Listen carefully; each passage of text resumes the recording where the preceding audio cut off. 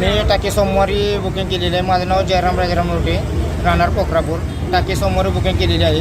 तरी मी परवा दिवशी आलो तर मला उद्या या म्हणून सांगितलं निरोप दिला तर मी माघारी गेलो. परत काल आल्यानंतर गर्दी का असल्यामुळे मी कामाला जायचं असल्यामुळे परत मी माघारी गेलो, गर्दी फार असल्यामुळे.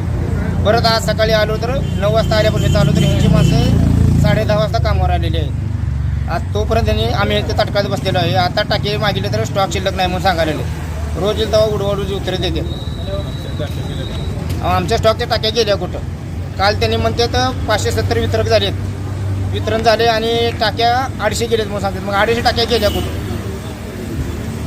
काय काय आता अडचणीला सामोरे जावं लागले. आता आम्हाला त्यांनी इथं थांबल्यानंतर गोडाऊनला जावं म्हणले. गोडाऊनला असलं तर आम्ही माघार जातो म्हणलं, पण गोडाऊनला गेलो तर गोडाऊनला पाठवलं तर गोडाऊनचे तिन्ही पण लॉक आहेत. मग इथं तर आलं तर हे तर यांनी शटर लावून घेतलेलं आहे.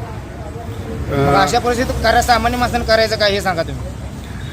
अधिकाऱ्याशी बोलला का तर बोलला तर काय म्हणाले अधिकारी. अधिकाऱ्याशी बोललं तर अधिकारी मॅडम म्हणल्या मी विचारून चौकशी करून तुम्हाला फोन करते म्हणते. आमचं वरिष्ठ नाही आणि तर त्या मॅडम सरळ म्हणतात आमच्या इथं वरिष्ठ कोणी नाही. वरिष्ठ नाही तर मग इतका कसा चालतो कारभार हा. आज देशाला स्वातंत्र्य मिळून 75 वर्ष पूर्ण झाले तरी देखील आज सर्वसामान्य लोकांना मूलभूत गरजा मिळत नाहीत. माझ्या पाठीमागं तुम्ही पाहू शकताय इंडियन गॅस एजन्सीचं ऑफिस आहे, परंतु इथे अनेक लोक कामधंदा बुडवून 2-3 दिवसापासून गॅस नेण्यासाठी येतात, परंतु त्यांना गॅस दिला जात नाही.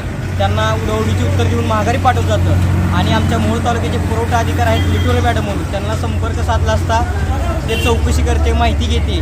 या पलीकडे कोणतंच उत्तर देत नाही. म्हणजे सर्वसामान्य लोक कामधंदा बुडवून या ठिकाणी रोज हेलपाटे मारत आहेत. त्यामुळे लोकांची गैरसोय होत आहे. आणि जर ही गैरसोय नाही थांबली तर येणाऱ्या काळात आम्ही आंदोलन उभा करत आहोत.